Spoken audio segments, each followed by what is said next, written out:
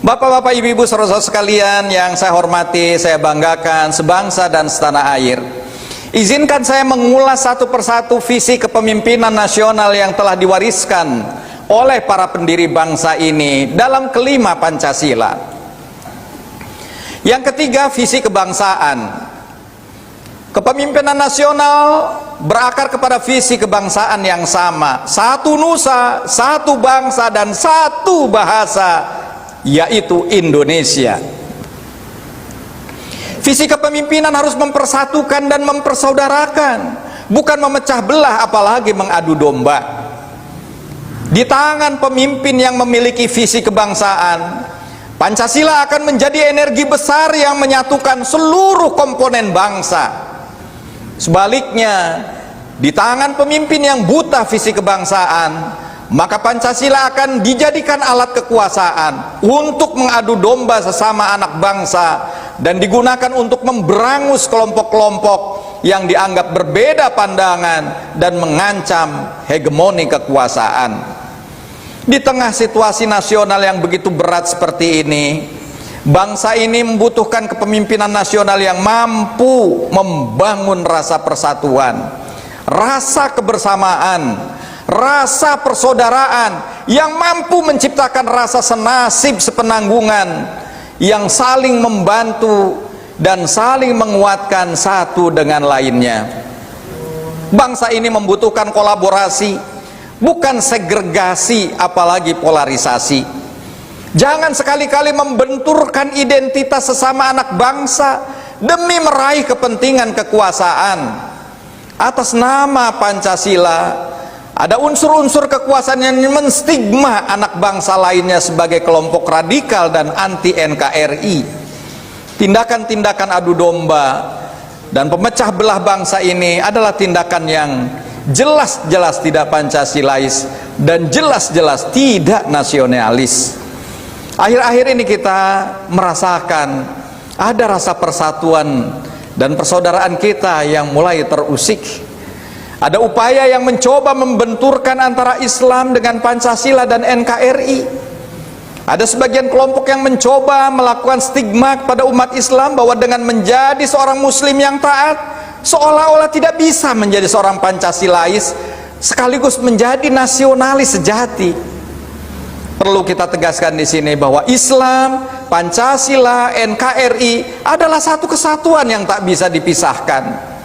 Barang siapa yang membenturkan antara Islam, Pancasila, dan NKRI, maka dia dengan sengaja memunggungi takdir sejarah terbentuknya Republik Indonesia.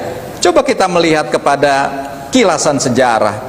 Haji Omar Said Cokroaminoto, sang guru bangsa, pernah mengatakan, Islam tidak pernah menghalang-halangi lahirnya nasionalisme, justru Islamlah yang menumbuh kembangkan nasionalisme di Indonesia.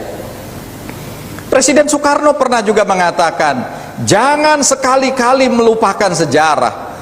Dan sejarah mencatat bahwa gerakan nasionalisme lahir di Indonesia dimulai dari gerakan syariat Islam, gerakan syarikat Islam yang digagas oleh Khos Cokroaminoto tahun 1905.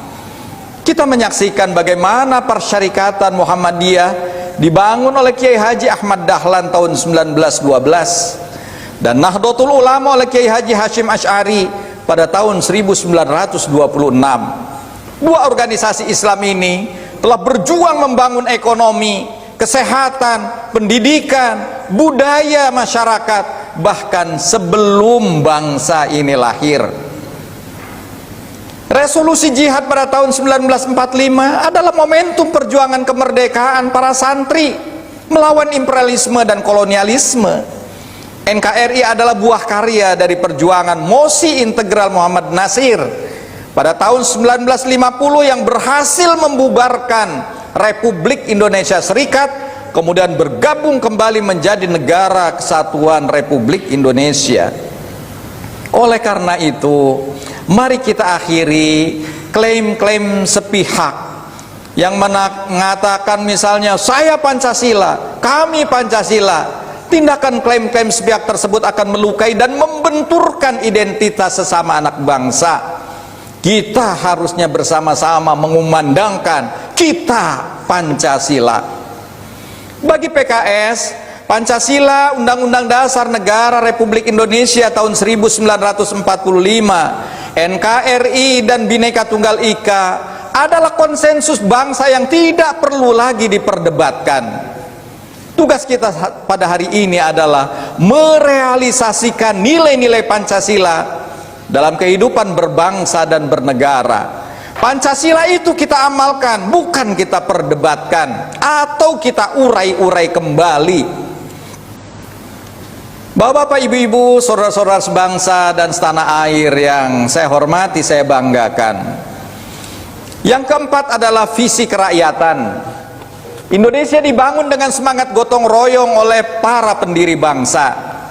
Mereka mewariskan apa yang kita kenal dengan konsep demokrasi, permusyawaratan dan perwakilan. Itulah visi kerakyatan. Hari-hari ini kita menyaksikan bahwa demokrasi kita mengalami kemunduran dan keluar dari fitrahnya. Setelah lebih dari 2 dekade pasca reformasi, Indonesia belum mampu melakukan konsolidasi demokrasi. 23 tahun reformasi sudah berjalan, sudah 5 kali pemilu dan 4 kali pemilihan presiden secara langsung. Tanda-tanda konsolidasi demokrasi belum berjalan sesuai dengan harapan. Indonesia masih terjebak kepada demokrasi prosedural, tetapi belum naik kelas menjadi demokrasi substansial. Bahkan di periode pemerintahan Presiden Joko Widodo, arah demokrasi mengalami kemunduran. Demokrasi menjadi lebih buruk dibandingkan periode kepemimpinan sebelumnya. Para ilmuwan politik menilai bahwa pemerintahan hari ini melakukan putar haluan dari model demokrasi prosedural ke arah otoritarianisme. Beberapa tahun terakhir kita menyaksikan demokrasi di Indonesia perlahan-lahan memutar haluannya ke arah otoritarianisme. Ini diungkap The Economist Intelligence Unit yang melaporkan indeks demokrasi yang terus merosot selama 14 tahun terakhir. Kalau nggak salah yaitu 6,3. Ya, belum lagi saat-saat pemilu dan pilkada banyak sekali politik uang yang sedemikian marak.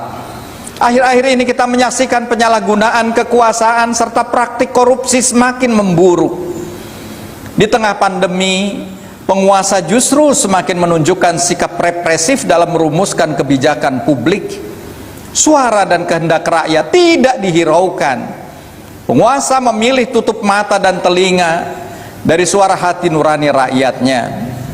Dalam menangani pandemi, pemerintah justru lebih fokus kepada memilih ekonomi.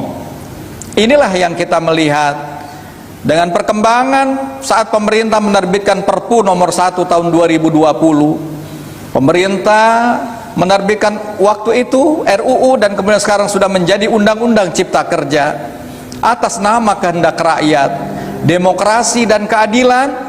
Saat itu PKS menolak kedua undang-undang tersebut. Permasalahan demokrasi di Indonesia bukan hanya sekedar secara substansial. Dalam sisi prosedural demokrasi di Indonesia, demokrasi berbiaya mahal dan mengalami pembajakan oligarki.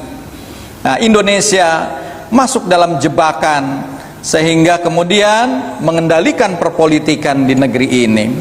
Oleh karena itu, sekali lagi, hegemoni oligarki yang menguasai kapital ini menyebabkan politik Indonesia pada akhirnya tersandra sehingga kualitas kebijakan publik tidak lagi berorientasi kepada kepentingan publik tetapi kepentingan pemilik modal. Salah satu faktor penting adalah terkait reformasi pembiayaan partai politik dan kompetisi politik.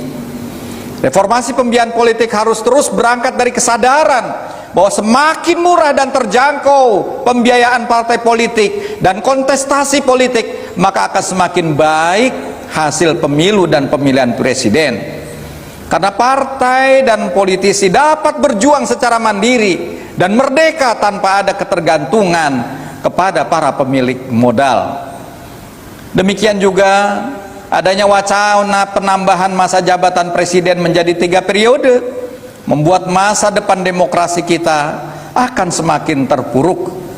Undang-Undang Dasar Negara Republik Indonesia tahun 1945 pada pasal 7 telah tegas mengatur jabatan presiden hanya 2 periode.